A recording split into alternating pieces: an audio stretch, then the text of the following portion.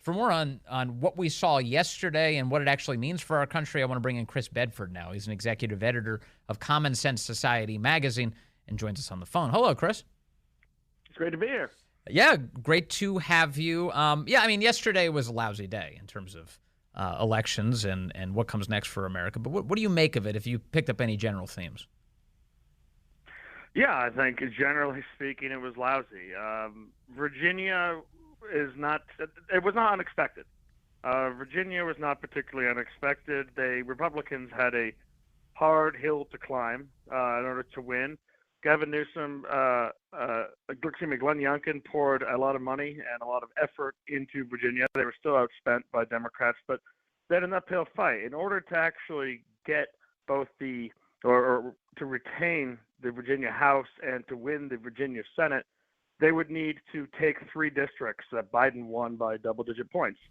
The Republicans were able to win every single district that Biden won by single-digit points and hold the other Republican areas, That's but true. not enough to get them over.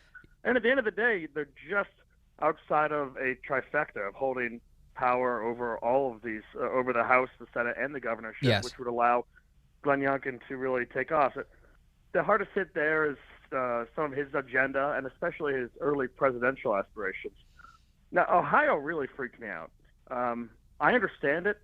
The amendment that Ohio passed is kind of coded in a lot of happy-dappy civil rights language, just about rights and health and choice. But the reality of the matter is the Ohio amendment allows would allow abortion up till basically birth, and it would remove parents from the situation when it involves minors. And it would allow for the same thing for sex change surgeries or treatments for minors included. And that's a really dangerous thing to enshrine in your Constitution. I don't know how many people realize just what they were voting for on that. It's demented.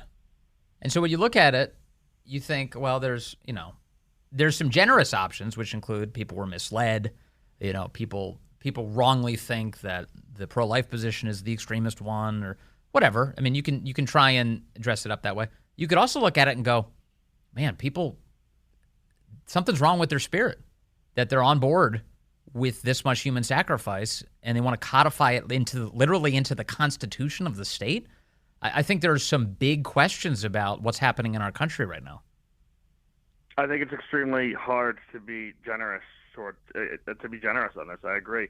It's sad to realize that your neighbors and people you disagree with politically and maybe some friends and family members are at a point right now because of political divisions in this country that they're willing to actually vote for something that's quite that extreme. Yeah. And, the Democrats weren't dumb, or the liberals weren't dumb in Ohio.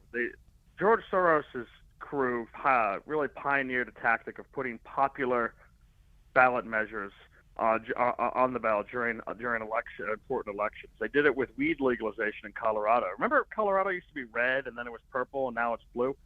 Part of it was that operation. And you see this, and you were talking to me about this earlier, Vince. You see this in Ohio where they had weed legalization on the ballot, and the numbers really line up pretty incredibly between those who voted for weed legalization and those who voted for this death bill. Yes, indeed. Yeah, both 57%. Weed and abortion got exactly the same vote. A little bit of difference in the vote total. One of the other things, if I can get kind of philosophical, theological with you, as we often do when Chris Bedford joins, one of the things about the country right now, it does seem like a lot of Americans, as bad as things are, like we look around and they say their lives are not as good as they were. You're looking at bank accounts are slipping. They don't like the crime around them.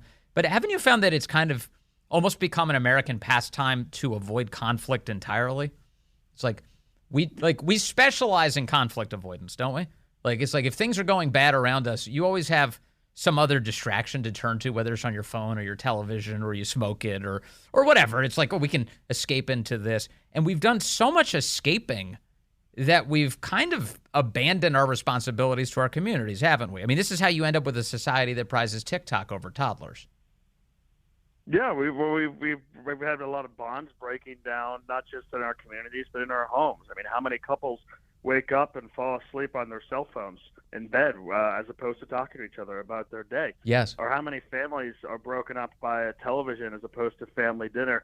how many people spend Sundays throwing on the game and catching up on some chores as opposed to beginning it with church? I mean, how many people post on Facebook and post on Twitter and consider that their civic engagement for the month? They don't go to the board meetings. And there is something also to a lot of the bureaucratic left has been very successful at making a lot of these community meetings extremely boring events where a lot of actually important things are kind of hidden behind a lot of slow droning bureaucracy. Yeah. You got kids. It's difficult to get out there and to spend a couple hours listening to people prattle on, but that's where important decisions are made.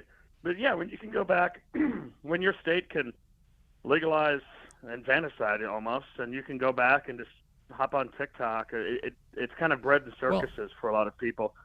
Yes, indeed. So, Chris Bedford, one of the other pieces is the way that Democrats and Republican voters think about the act of voting. Those are radically different things. So, among the left, their leadership class, the people who run the Democrat Party, have very much propagandized the idea that you fetishize the act of voting above everything else. I was talking to a friend about this morning as we all do this post-election analysis, that they fetishize voting without any consideration of what the long-term effect is going to be. That it's all about, like, you've got to vote, you've got to be a participant, you got to do this, it's for your country, and blah, blah, blah. And if somebody votes against you, you should lock them up in Gitmo. That's what the dude said in Arlington yesterday. Remember that guy screaming at the Arlington County Republican guy who's like, you should be locked in Gitmo for having a different position than you? What?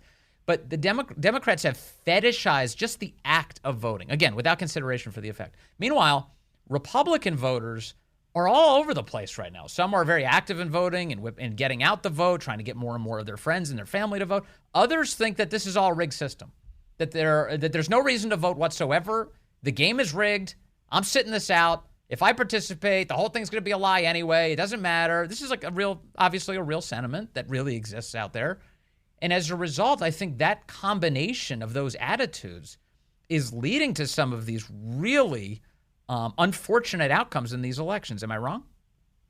I don't think that's wrong. I think it's a really interesting take. I mean, the left has really fetishized and taken even the word democracy and used it in its own way. I mean, the protests if you go down to these protests, and all the smiling and the yelling and the chanting and the bars are filled afterwards, it's a concert atmosphere. The I voted stickers that they hand out are like a symbol. I mean, I remember thinking it was kind of funny as I walked around Washington, D.C. in 2016 with a little I voted sticker on. People were coming up to me and saying, thank you, like I'd served. And I thought, imagine if these people know I just voted for the orange guy. Yes. They definitely wouldn't be thanking me. Thank How you. dare I? Thank you for voting for the orange guy. I just wanted to be on the rolls. I did think that Hillary was probably going to pull that off, and I just wanted to be on the list of her enemy list. She came into office, so I was voting. It's almost like a church garment. It's like a religious garment, isn't it? It's like it's civic religion. Yeah, it's a sign of your devotion. I mean, you spend Sunday down at the protest. I go to my parents' hometown up in Cape Cod, and every Sunday there's a group of people out there with signs. There still was during the Trump years saying Trump is killing people, Trump is evil. This is their Sunday worship service, and Republicans really don't have that. Now, Youngkin did a lot of work to try and change the early voting culture, but he needed to do more. More needs to be done, and it takes time to really change that culture. And pastors need to get off their butts. In Ohio, which has a very high church attendance rate for modern America, pastors were noticeably quiet on the issue, not talking from the pulpit. What is this about? Why are they doing that? I mean, it seems to me that the general sentiment is, this is kind of how they dodge all of these important questions, especially as it relates to life. They'll say things like, well, their focus is on getting people to heaven. They have to stay out of the politics and all of this. You're letting a lot of souls die. I mean, this is why can't you speak up for the obvious? Why so much cowardice? Yeah, you render unto Caesar what is Caesar's and unto God what is God's, but the unborn children belong to God, and you don't give those up to Caesar. You go out there and you make us think about it. Yeah. You talk about it. And I was actually really proud of Bishop Burbridge of Arlington, and the Bishop of Richmond came out with a statement that said, I know there's a lot of issues that people vote on, but you need to understand that life is paramount. It is more important than your other issues, and there's a grave evil, and you must get out there and vote. And that was a great statement, but I didn't hear a lot of it in church on Sundays. I didn't hear it in the pulpit. I didn't hear people saying you must go out. And that culture of don't talk about elections really does exist in white Protestant churches and white and Catholic churches. Yes. You don't really see it. There's a lot more comfort talking about politics, probably born out of the civil rights movement before, in black churches.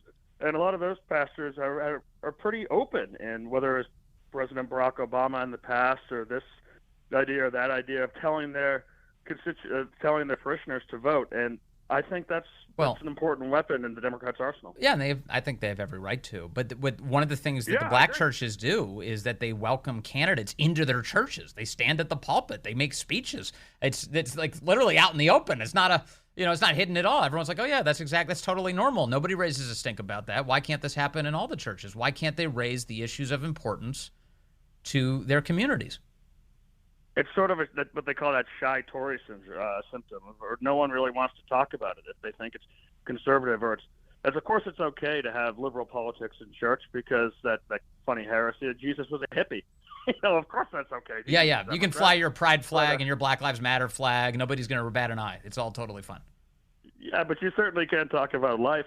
I've noticed that there's more and more coming into, at least in the Catholic churches in Northern Virginia, more preachers want to talk about it.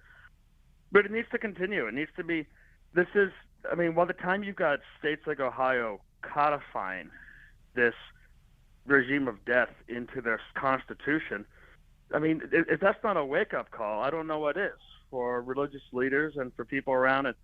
When you've got people so turned off by the Republicans' abortion message in Virginia, it was polling very poorly amongst a lot of voters. You need to get out there and speak that message differently. So, I don't know. It's a hard thing to get to. It's amazing. So I guess a couple of quick thoughts on abortion, because I do think that there are ways out of this. In terms of, I hear a lot of people say, well, Republicans should just have, come up with a better message or whatever. But one of the obvious things is, the candidates, as far as I can tell, they hide from the issue. They don't come up with a better message. They hide. They pretend like it's not happening. They stick their head in the sand and they hope it drives past them. And it's not going to drive past you. It's going to run into you. So what are you going to do when it gets there? And the answer is, you should point out that the true radicals in this position are the ones who want to make America more extreme than every other country on the planet, save for China and North Korea.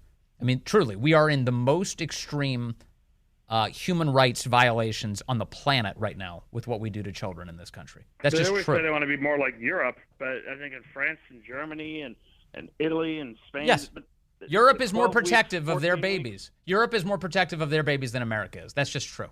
They are. That's just true. And then the other piece is that I honestly think that a lot of Democrat voters don't actually know the virtue that's behind the broad pro-life position. They don't know it. In fact, one of the reasons I think this, Chris, is because I'll see, sometimes on social media, I'll see some lefty say, oh, you're going to force a woman to have a baby? Well, why don't you force a father to pay child support? They'll say this as if it's like a great argument. And what you'll see is a conservative will come along and say, your terms are acceptable. And everybody laughs about it. Yeah, ha, ha, ha. That's exactly what conservatives believe.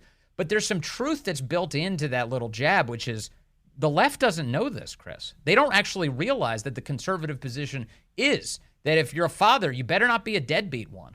And that if you're a mother, you have a precious gift from God. You're right. And I think there's been a failure to really tell those stories properly and to tell them with the emotional stories correctly. If you looked at some of the ads that were airing in Kentucky or some of the ads that were airing in Virginia from Democrats, you have maybe someone who was raped by an older family member looking directly into the camera and speaking about that awful experience and then pointing the finger at Republicans. You look at Republican ads and you've got some campaign actor dressed up like a goofy bandit sneaking in someone's house and saying, I'm allowed to steal here because the Democrats will get elected. And that's just doesn't have the emotional reaction.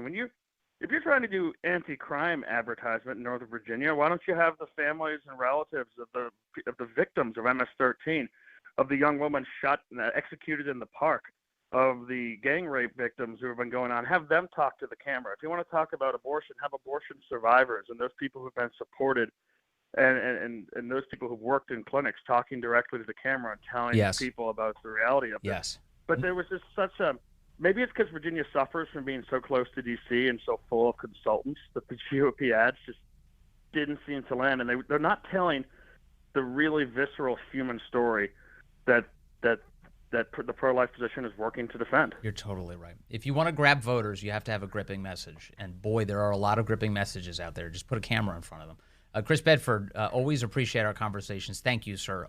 Always good to talk to you.